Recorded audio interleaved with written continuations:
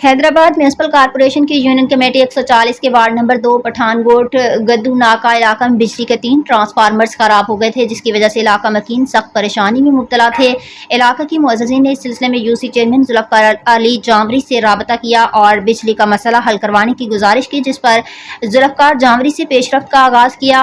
हैस्को हुकाम से राबते किए और भरपूर कोशिश की कि अवाम का मसला जल्द हल हो जाए, जिसके नतीजे में 3 ट्रांसफार्मर्स की मरम्मत की गई और गुज़िश्ता रात जब उनको दोबारा नस्ब करने के लिए लाया गया तो इलाका मकीन बड़ी तादाद में जमा हो गए। इस मौका पर मकीनों ने ढोल की थाप पर रक्स किया और भंगड़े डाले। मुअज़्ज़िज़ीन ने यूसी के नौजवान सरगर्म चेयरमैन ज़ुल्फ़िकार अली जामरी को फूलों के हार पहनाए और उनका शुक्रिया अदा किया। इलाका मकीनों का कहना है कि ज़ुल्फ़िकार जामरी का अवामी मसाइल हल कराने में किरदार और दिलचस्पी काबिल तारीफ है।